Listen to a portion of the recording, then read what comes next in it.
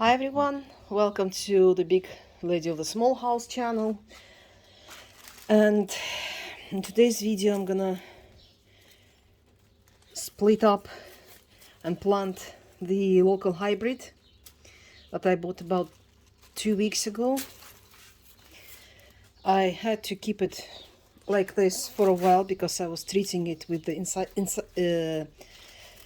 fungicide, insecticides and the acaricide because it had a whole lot of zoo, the micro zoo on this little bulb. So it was in quarantine for about 2 weeks and I'm about to start. This is how they sell here. They grow and sell them in these small plastic bags. So I don't know what's gonna be inside. So definitely I know there will be lots of rotten roots and tight pack, and at least 2 bulblets. As you can see, this poor little thing. I've got 2 pots. One of them is 10 liter. It's not actually the pot, it's the washing detergent box. There was no detergent or washing powder. I just buy it like this in the grocery shop.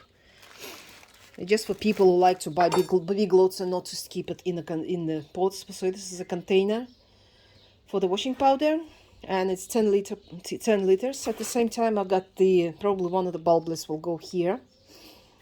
So the baby mother and this tiniest baby will be here. So I don't know how to separate this. It's just a big clot. I watered it yesterday. So the soil is slightly soft, but it's all clay. So I'll probably have to rip some roots here while I break the soil. Anyway, the roots are quite old, so they're not really.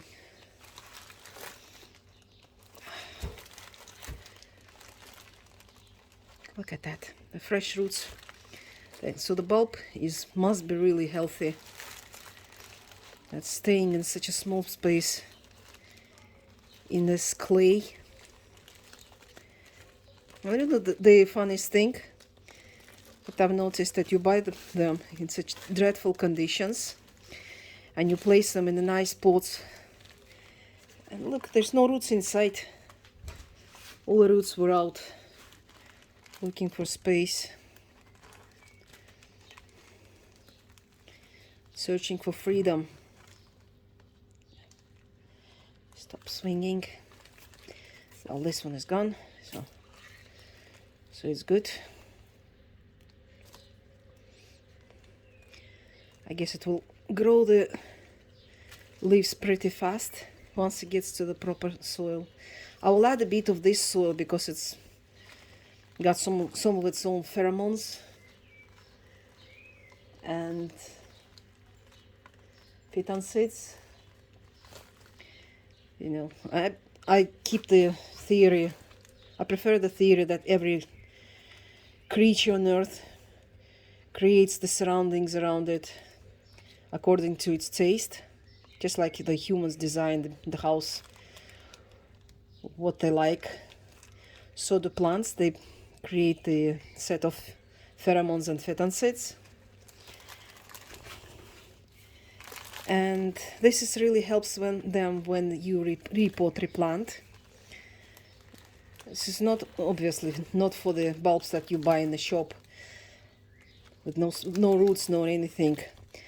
But for bulbs like this that come with a bit of soil, bit of roots, it's always nice to have just a spoonful, just like this, for the bulb, so that it knows that there's something left from the previous conditions that it was growing, so it's not a big stress. As you can see, I didn't even touch it. The bulb separated easily, and well, but this one does. This one It's actually sitting closely. And you heard the click, how it's separated from the mother.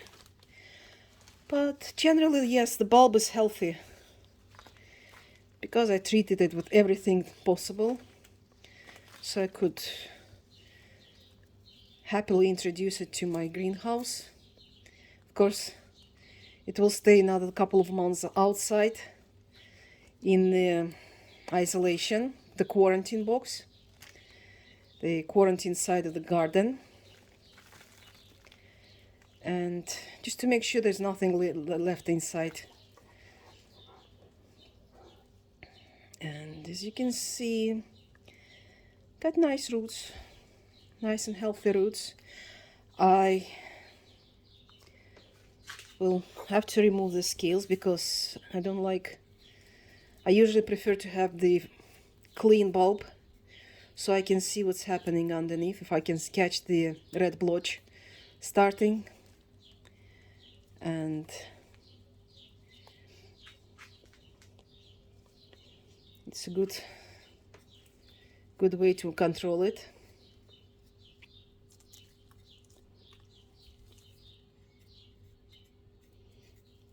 So I haven't mentioned, this is the local hybrid that is popular among the former Soviet Union, and it's got the unofficial name of Creole, and the varies from very pale to very dark. And it's got some stripes and very big white star in the middle. So I've probably showed it on the YouTube channel, and maybe I will repeat the blooming once it starts blooming. I will definitely will repeat it here on Patreon.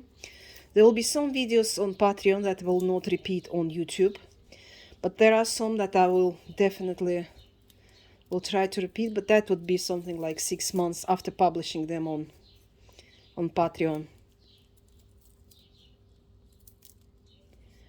And I guess that's it. That's nice. Looks healthy to me. No bugs.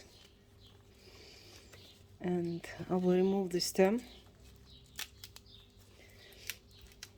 It's really funny that hippeastrums, the knife that I'm using loses the sharpness very easily.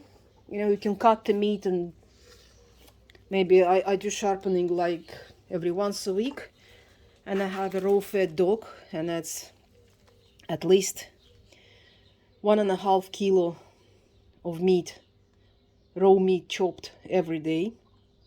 That's including bones and everything.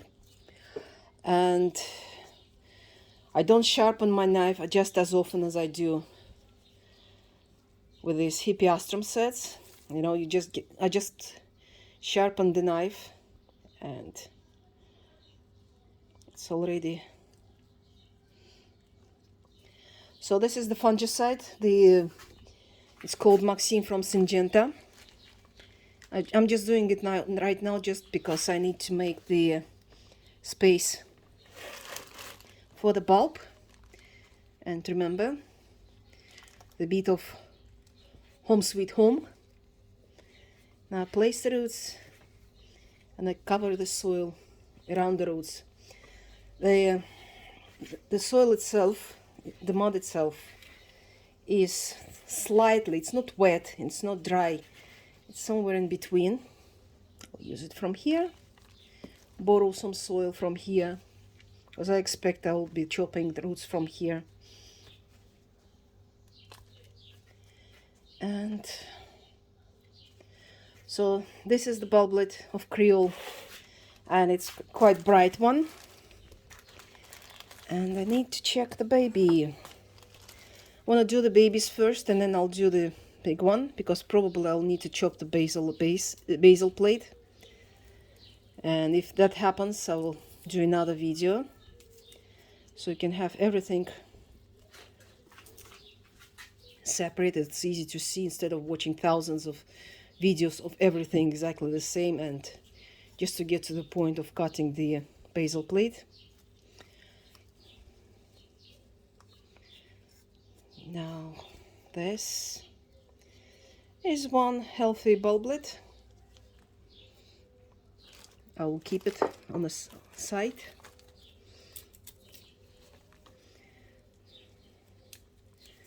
It looks okay. Looks okay to me.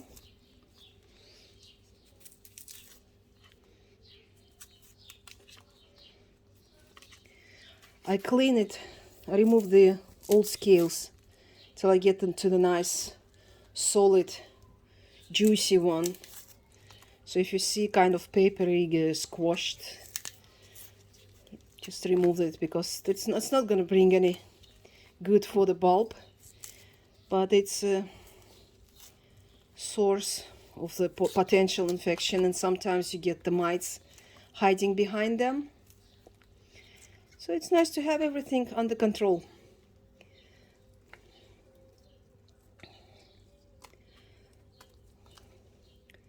Now everything is fine here. I just scratch up the basil plate and I remove this soft and reddish stuff, because that's the potential for the red blotch. So removing all the dry roots, and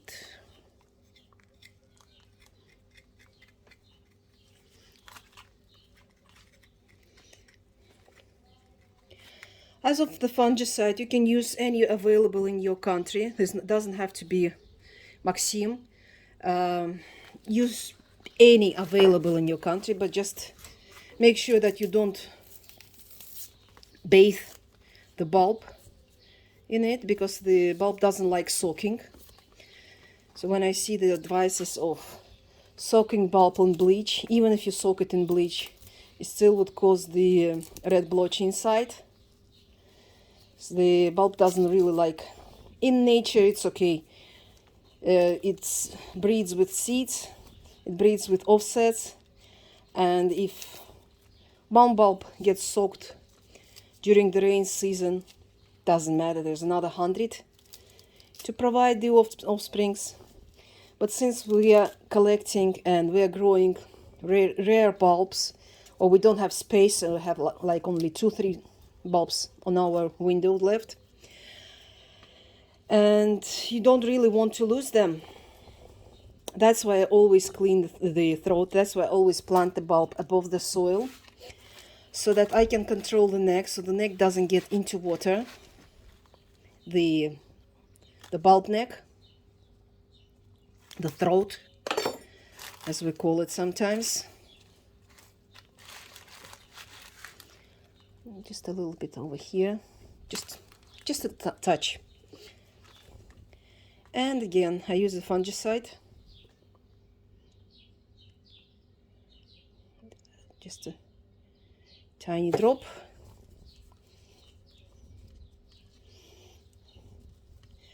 Once I finish this, I might pour some of the cinnamon powder inside, just where the fresh cuts are. They will dry the cut, the sore, the wound, and at the same time it would act as it will clean up, dry up, and act as a mild fungicide. So it's good to have one. It's always nice to have something in your greenhouse or in your flower box. There will be another video of the tools and chemicals that you need to find in your country. Some of them are easy accessible, just like cinnamon powder and the medical alcohol, which is due to COVID everyone has in their own house in huge amounts. And some are very hard to find, just like Maxim, because I know Europe is not allowing most of the chemicals to use because of their potentially bad for bees, but I don't know how the fungicide can be harmful to bees. But yeah, any fungicide that is available in your country to treat the crops before planting is good. Just make sure that you don't have to soak in it, because soaking is something that hippeastrum doesn't like. As you can see, I'm just adding some soil. There will be more soil added later. But generally, yes, I plant the bulb just above this level, so I can see all the cuts and wounds are above the soil. So when I water it, I don't get water into the scales under them. And that's number one for your bulb health. So that's it for today. Stay tuned. Bye.